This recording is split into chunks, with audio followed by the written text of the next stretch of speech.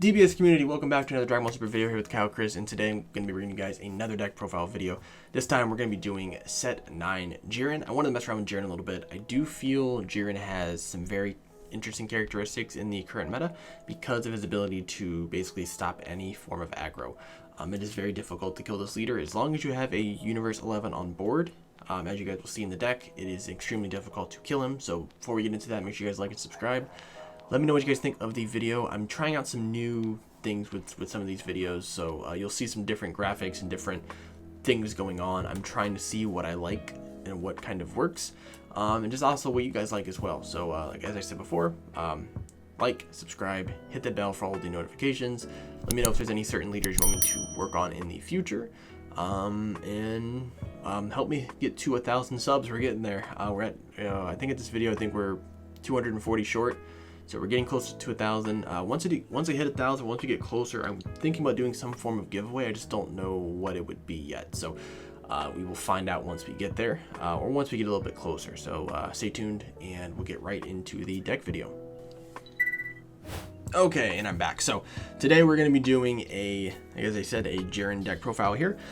And Jiren is a very interesting yellow leader because of his active battle on his awakened side. So on the front side here, when he attacks, you take a life, and then you can have one of two effects. So either A, you draw a card and you gain 5k for the turn, so you become a 15k, or you get to play 2 or less Universe 11 card from your hand. You awaken at 4, which you are restand 1, draw 1. This side, you draw whenever you swing, and you gain another 5k. So this becomes a 20k on the side. And then your activate battle is where this deck really shines. You take a life, and as long as you have a Universe 11 on board, you cannot take damage from your opponent's battle cards, or Unisons, or leaders, or any form of attack. Now when it comes to extra card damage, or just ability damage, so burn damage still gets through this effect. If someone plays it and they said it doesn't, they are lying. So it gets around damage, it just doesn't get around attack damage. So attack damage does not affect you. You can catch a lot of people off guard with it, especially if you stay on your awakened side. Like if you're at 4 life, you don't awaken, and then they swing and they do some big double strike play, then you can awaken, take a life, and then they can't deal damage to you. So it is very, very good. So we'll go over the deck, and we'll start with the small 1-drop packages. First, we'll start with the main conductor of the deck, which is the Binary Blade Casserole, or Kershal. This card allows you to, when it's played and when it's removed by a skill, you get to play a 1-drop Universe 11 from your deck with its skills negated. And that is on play and on removal. So Successor, so if someone pops it with the KO ability, they neg it to 0, the ability will pop, and then you can play a card out. Now, the cards we can play off of this ability, main one's going to be Kunchi, gives all of your Universe 11 2-drops or less barrier. Vuhan, he is a blocker, making him a blocker barrier. Another Kershal card, this is Slash Striker. This is it's a 1-drop that searches top 5 for a Universe 11 4 or less, or a Unison 2 or less, which currently I'm not running any 2 or less Unisons. You could in the future. The second auto doesn't really matter. Whenever this card's tapped by your ability, you can tap on your opponent's battle cards 4 or less. We don't run anything in this deck to work that with. This card came out with the Vegeta Unison. We all know what that does. And then the last one is going to be the Topo Gaze of Justice. This is a 1-drop green. We do run green in the deck. This is the only mono green card we run. We just need a card that we need to charge if we don't see our multicolor cards to charge. And this card pitches a card from your opponent's hand when it's played and when it's removed. You cannot do them on the same effect though. So if this card, and you can't do them on multiple cards. So that's why we don't run 4 of them. You play this card, let's say you play it for 1 green, they'll pitch a card, and then if you Successor that same turn and choose this, it won't go off. So that's why we only have 3 of them in the deck. And then the big guy is going to be Jiren.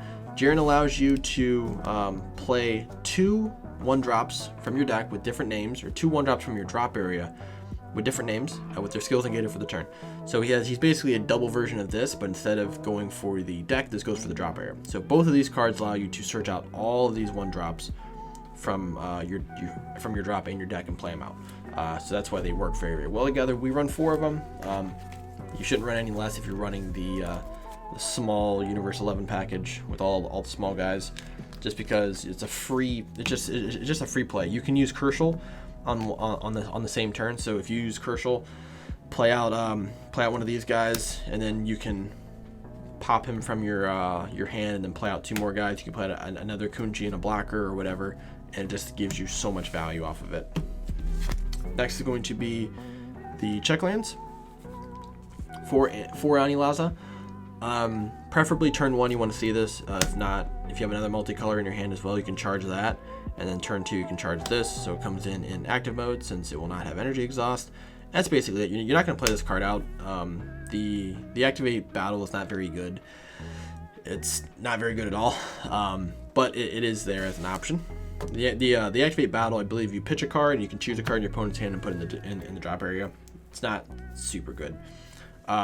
Small Successor package. We have the 2-drop Topo and the 4-drop Dispo.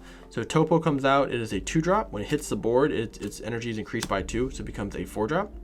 And it has a 16k barrier.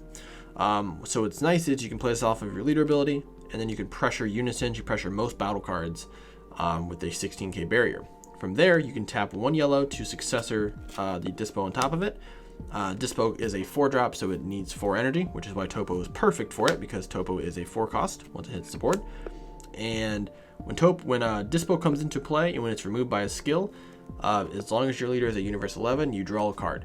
So hypothetically, you can play Topo out for free from your leader ability. You play Topo out, swing, you swing for 16, then you Successor into this guy, and then Dispo draws you a card. Let's say next turn, whatever happens. Next turn, you swing at this Dispo, 15k barrier.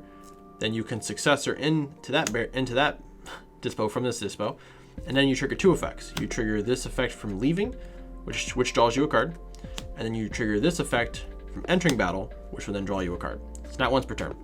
So that is extremely good. So for 1 energy, you can get 1 15k swing and 2 draws. That is very, very powerful, not including your leader swing, not including anything else that you're doing during the game. So that is a very, very powerful effect. And it's one of the big problems with the deck. If you don't run if you don't run 4 of this guy, drawing is really difficult. This card is extremely good in this deck because you can just tap 2, play this, and you don't really have to worry about dying as long as you have a bunch of these little guys on board. It's really hard to kill you. So I only have 1 of this, so that's why I'm only running 1. But if I had more, I probably would run 2 or 3 of them, and maybe take out the Gaze of Justice Topos, or maybe take this down to 3 or something. But I'd find a way to put this in the deck for sure. So that's the small Successor package for 4 energy. And we have super combos. Are going to be 4 of the Sun Gohan Counterblast. Any of the 4 or less are fine. Krillin I don't like currently in this build because of the fact of the green Topo. So Topo makes it so that you really can't play Krillin. So if you charge a green card in this, if you charge a green and you go to use Krillin says if your leader's at 4 or less and all of your energy is yellow, then you get the effect. So if you charge this, not all of your energy is yellow. If you charge a multicolor, it will count as yellow, so that is fine. But charging this guy basically kills Krillin. So I didn't want to have that possibly happen to me. So this is just fine. This card also is really good. You can play it for 1 and tap something. So you can tap a blocker, tap basically anything. It does come into effect later on in the game too, with having cards in rest mode. But then also you can, at 4 or less, you can combo draw a card, or if it's your turn, your opponent has 5 more cards, you can instead KO something in rest mode. No energy. A card 5 or less in rest mode and KO it. So that is actually pretty useful. We have 4 of those. For Unisons, we have 3 Maki Kabura, Machi Kabura, Meki Kabura, whatever you guys want to call them. Outside of Vegeta Unison, probably still the best yellow Unison in the game. Probably one of the best Unisons just overall in the game, regardless of color. He's a 4-drop blocker, comes into play if a marker is removed from him, you get to tap down any of your opponent's cards, not ignoring barrier, but that includes energy, battle cards, Unisons, and leaders. So you can remove another attack basically. The +1, you get to choose one of your opponent's battle cards in rest mode, ignoring barrier. It stays in rest mode until the start of your next turn. And then until the start of your next turn, till the end of your opponent's next turn, and you get to draw a card. So you get to draw a card, and then you get to keep a card in rest mode to stop an attack from happening. The -4, you get to choose one of your opponent's battle cards in rest mode, switch it to activate mode, or switch it to active mode, and then gain control over it. So a good thing to do is you drop this on turn 4. Turn 6 comes around, which is generally your turn kill. You do all of your stuff. You swing with this card, and then you -4, take control over their boss monster or one of their cards, and then go for game with it. And then it stays on your side of the board, so your opponent doesn't get to get that card back afterwards. So it ends up being very, very good play. The other Unison we're testing out in the deck is going to be Purunga Giant Force. This is a card probably no one's really ever seen before. I think eventually this will be one of the better Unisons in the game. I could be wrong, but it is a very powerful Unison. I do think so. I think it hasn't found the right meta where this card is good. I think we need to find a meta where you can add markers to yellow Unisons, because red has that effect. So if you can do that, this card will be very, very powerful. So it has 2 minuses and then an activate main, which allows you to add a marker to this card. So you basically have the Vegeta Unison effect, where you can just add a marker to it without affecting one of these. So you get a marker, -1, you get to draw a card, or you get to choose an opponent's battle card in rest mode, and it cannot restand during their next turn. So it's like a baby Meki-Kabura, where you can either draw a card or keep something in rest mode, while this card draws a card and keeps something in rest mode. The -3 is where this card is super, super good. You get to choose one of your opponent's battle cards. In rest mode, ignoring barrier, negated skills, not ignoring barrier, I'm sorry. Choose a card in rest mode, negated skills, and then KO it. So you can't choose barrier, so it wouldn't actually work. But you can choose any other card. You can choose cards that have KO, that have permanents that say this card cannot be KO'd. You can choose cards that say this card it has indestructible, so it can't die. You can choose any of those cards and kill them. And if they have a play effect, it doesn't matter. You can just kill it.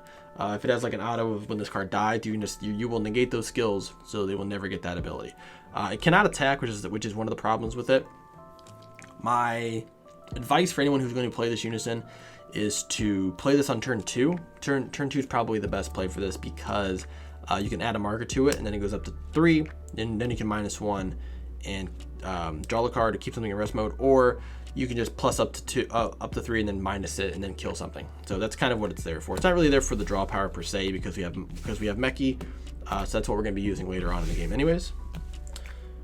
First big piece of our Successor chain is going to be Topo Mortality Surpass. So this is a 6-drop 25k barrier for a Successor cost of 6 and a green and a yellow energy. When this card enters the field and when it leaves the field due to a skill, or when it's placed in the drop area by a skill, I get to choose a card ignoring barrier, negate its skills, and KO it. So this card allows you to kill anything in the game when it's played and when it leaves the battle area. And it's a 25k barrier, so it's very, very difficult to remove.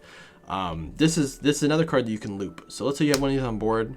You use the ability, you pop something. Let's say you just keep it standing there for the turn. Next turn, you swing, KO something, and then you Successor into this. So then you will trigger 2 effects. You'll trigger the effect that it is leaving. It will KO something ignoring barrier, negating its skills. And then the one coming into play will KO something ignoring barrier, negating its skills. Very, very powerful effect. This card went up to like $9 at one point. I think once Successor starts hitting a bigger point, I think this card will be extremely powerful. So pick this card up if you haven't gotten it yet, because it works with any leader. Your leader does not have to be a Universe 11. So it's one of the most slept on SRs that came out of set 9. But eventually this card will go up in price, and I have a full play set of them, so I'm not too worried. Eventually it will be good. So now we get to the boss monsters of the deck. So the first boss monster is going to be 12-drop Jiren, Universe's strongest. So this is a 12-drop that gets reduced by 1 for every Universe 11 card in your drop area, and it can go down to 6. So you can, as long as you have 6 cards in your drop area, 6 Universe 11, this card will be a 6-drop. This card is a 40k quad strike deflect. So it's impossible to hit. So this card is, when you play this card is going to hit the board. When it comes into play, when you swing with this, your opponent cannot activate counters or blockers during this card's attack. So they have to outcombo you basically. And it's swinging at a base 40k quad strike. That is extremely powerful. There's not a lot of decks that can deal with this, and if they do deal with it, it's fine. You can swing for 12. And not swing for 12, swing for 40k quad strike base. You can tack on some super combos there. anything, any leader who's at 4 or less life, they're gonna have to out combo it or else they lose, or unless they can negate its skills. You can then, if you have Xenocell, then you have the ability to play Xenocell after this. Now, obviously, you're probably gonna play Xenocell much earlier than this, probably turn 3, turn 4, but it's just something that you can do in there. So this is one of the Jirens. Next Jiren is going to be the 10-drop Jiren, Absolute Justice Jiren. This card has its cost reduced by 1 for every Universe 11 card in play. So this one's a little bit different. So if you have, this can be reduced to a 5 cost, so as long as you have 5 Universe 11 cards in play, this card becomes a 35k quad strike for 5 energy. This is probably the main boss monster, one of the main boss monsters. Probably the better one out of the two, truthfully. This is only really good for blue. I'm showing it off because you may not main deck both of these at the same time. You may put this in the sideboard, but it is an option that you should run. When this card comes into play, you choose all your opponent's battle cards and energy in rest mode and place them in the drop area. Extremely strong ability. If you're not, as long as you're not playing against blue or Mecha Frieza, this card's going to hit the board and your opponent's going to lose everything, and that is very devastating. Doesn't matter who you're playing against. Dark Broly, King Piccolo, it doesn't matter if they tap, if they have 5 energy and they have 2 energy standing for Topo, let's say, so you make them discard 3 energy. It's still extremely good. And then whatever battle cards they have in rest mode all go to the drop area. Obviously it doesn't ignore barrier, so that is a problem, but then it'd be really, really broken. But you still get to play this card for 5 energy, and you get a 35k quad strike on board that removes probably more than half your opponent's board, and now they have to out combo this unless they want to lose the game. The next one is going to be the Successor Jiren, the 10-drop Strength in Silence.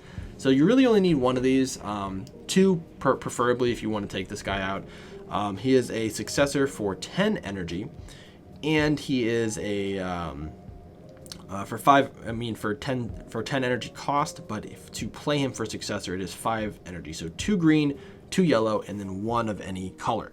When this card is played, you can pitch, I believe it is 3 battle cards.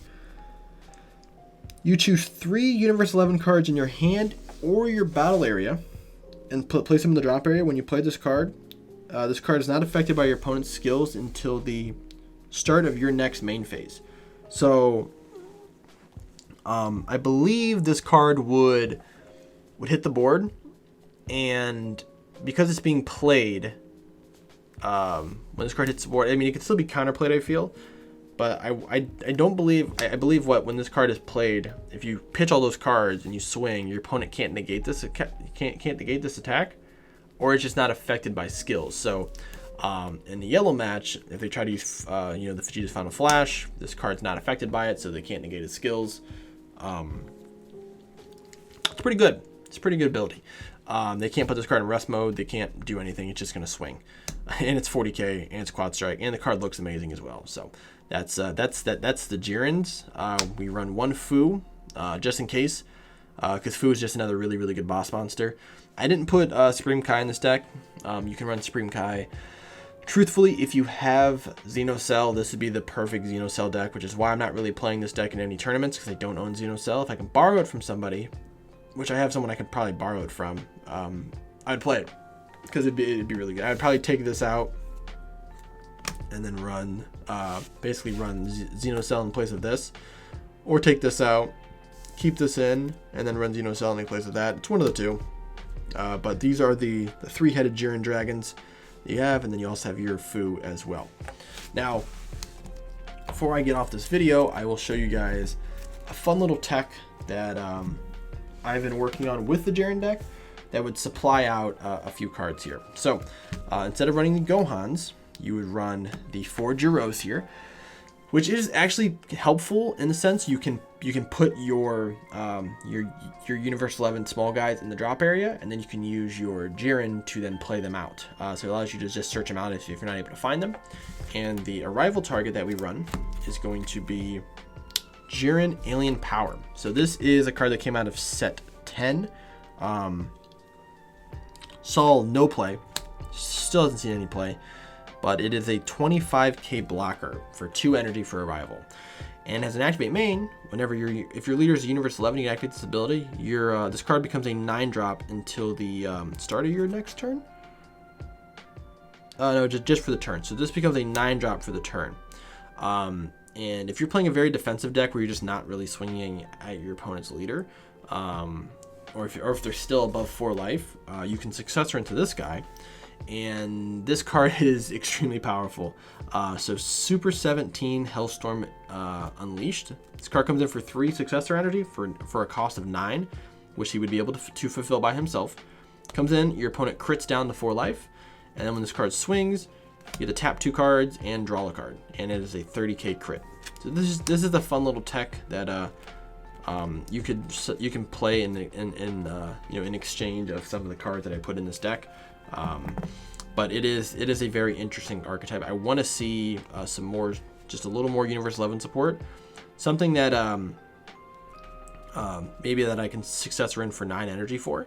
But I mean, it does allow you to go into Xenocell much earlier, because this will be 9, and then you basically can put any 4-drop on board, and now you have, well, not 4-drop, but you can put any 3 energy worth of cards on board, and you definitely can get that really easily with a Kershaw and a 1-drop, and then go directly into Cell. So it just allows you to get Cell much earlier, probably as early as turn 2 you can go into Cell, and that's pretty difficult to deal with. Obviously you're going to want to go into Cell a little bit later so you can get the hand rip and everything, but you can go in much earlier if you want.